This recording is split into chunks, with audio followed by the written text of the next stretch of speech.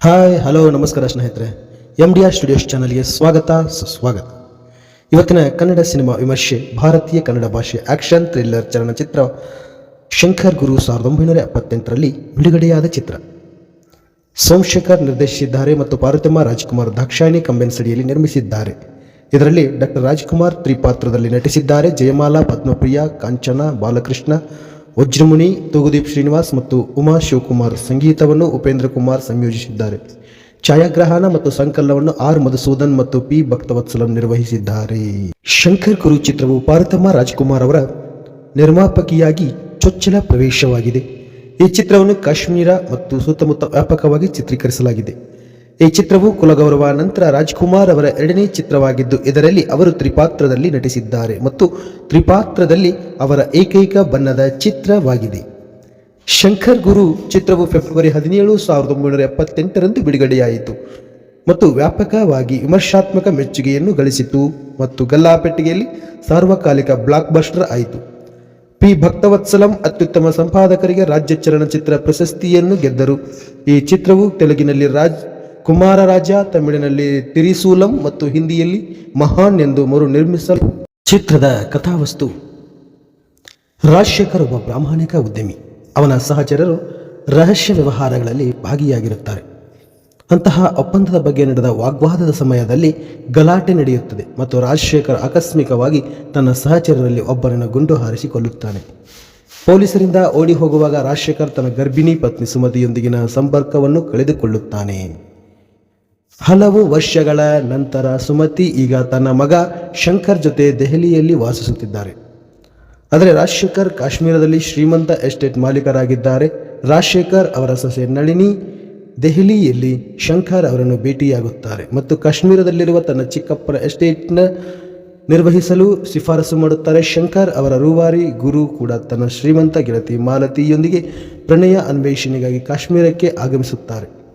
ಶಂಕರ್ ಮೂಲಕ ರಾಜಶೇಖರ್ ಸುಮತಿಯೊಂದಿಗೆ ಸಂಪರ್ಕವನ್ನು ಸ್ಥಾಪಿಸುವಲ್ಲಿ ಯಶಸ್ವಿಯಾಗುತ್ತಾರೆ ಮತ್ತು ಸಂತೋಷದಿಂದ ತುಂಬಿ ಹೋಗುತ್ತಾರೆ. ರಾಜಶೇಖರ್ ಸುಮತಿಯನ್ನು ಭೇಟಿಯಾಗುವ ಮೊದಲು ರಾಜಶೇಖರ್ ಅವರ ಹಿಂದಿನ ವಂಚಕ ವ್ಯಾಪಾರ ಪಾಲುದಾರರಿಂದ ತೊಂದರೆ ಉಂಟಾಗುತ್ತದೆ. ಅವರು ದೆಹಲಿಯ ದೇವಸ್ಥಾನದಿಂದ ಕದ್ದ ಅಮೂಲ್ಯವಾದ ಹಾರವನ್ನು ಹುಡುಕುತ್ತಿದ್ದಾರೆ. ಅದು ಈಗ ರಾಜಶೇಖರ್ ಅವರ ಬಳಿ ಇದೆ ಎಂದು ಅವರು ನಂಬುತ್ತಾರೆ. ಪಾಲುದಾರರು ಸುಮತಿಯನ್ನು ಅಪಹರಿಸಿ ರಾಜಶೇಖರ್ ಅವರನ್ನು ಬಂಧಿಸಿ ಚಿತ್ರಹಿಂಸೆ ನೀಡುತ್ತಾರೆ ಮತ್ತು ಅಂತಿಮ ಹೋರಾಟ ನಡೆಯುತ್ತದೆ. ಇದರಲ್ಲಿ ಶಂಕರ್ ಮತ್ತು ಗುರು ಇವರು ಅವಳಿ ಮಕ್ಕಳೆಂದು ತಿಳಿದು ಬಂದಿದೆ ರಕ್ಷಿಸಿ ತಮ್ಮ ಹೆತ್ತವರೊಂದಿಗೆ ಮತ್ತೆ ಒಂದಾಗುತ್ತಾರೆ. ಇದು ಚಿತ್ರದ ಕಥಾವಸ್ತುವಾಗಿದೆ. ಈ ಚಿತ್ರದ ಕಥಾವಸ್ತುವನ್ನು MD ಶ್ರೀಧರ್ ಅವರು ತುಂಬ ಚೆನ್ನಾಗಿ ಬರೆದಿದ್ದಾರೆ. ಚಿತ್ರಕಥೆಯನ್ನು ಬರೆದಿದ್ದಾರೆ.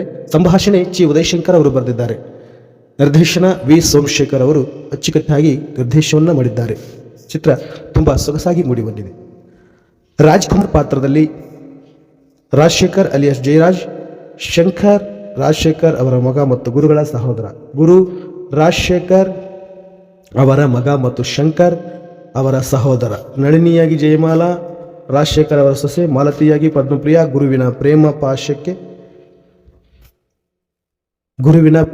ಪಾಶ.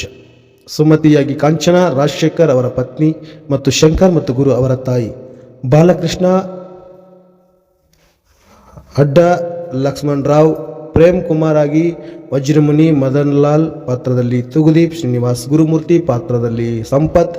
ಟೈಗರ್ ಪಾತ್ರದಲ್ಲಿ ಟೈಗರ್ ಪ್ರಭಾಕರ್. ಡಾಕ್ಟರ್ ಪ್ರೇಮ ಪಾತ್ರದಲ್ಲಿ ಉಮಾ ಶಿವಕುಮಾರ್. Chandrashekar Diwakar alias duplicate Shankar.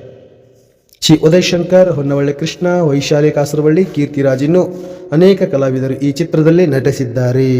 ಈ ಚಿತ್ರದಲ್ಲಿ ಶಂಕರ್ ಗುರು ಮತ್ತು ತಂದೆಯ ಪಾತ್ರದಲ್ಲಿ ಡಾಕ್ಟರ್ ರಾಜ್ಕುಮಾರ್ ಅವರು ತ್ರಿಪಾತ್ರದಲ್ಲಿ ನಟಿಸಿದ್ದಾರೆ. ಈ ಚಿತ್ರದಲ್ಲಿ ಡಾಕ್ಟರ್ ರಾಜ್ಕುಮಾರ್ ಅವರ ಪಾತ್ರ ಅಮೋಘವಾಗಿದೆ. ಸ್ನೇಹಿತರೆ, ಈ ಮಾಹಿತಿ ನಿಮಗೆ ಇಷ್ಟ ಆಗಿದ್ದರೆ ಈ ನಮ್ಮ ಚಾನಲ್ನ ಲೈಕ್ ಮಾಡಿ, ಶೇರ್ ಮಾಡಿ, ಕಮೆಂಟ್ ಮಾಡಿ. ನಾ ಬೆಂಕಿಯಂತೆ ನಾ ಗಾಳಿಯಂತೆ ಈ ಜೋಡಿ ಮುಂದೆ ವೈರಿ ಉಳಿಯುವನೇ. ನಾ ಬೆಂಕಿಯಂತೆ ನಾ ಗಾಳಿಯಂತೆ. ಚೆಲುವೆಯ ನೋಟ ಚೆನ್ನ, ಒಲವಿನ ಮಾತು ಚೆನ್ನ, ಮಲ್ಲಿಗೆ ಹೂವೆ ನಿನ್ನ ನಗುವು ಇನ್ನೂ ಚೆನ್ನ.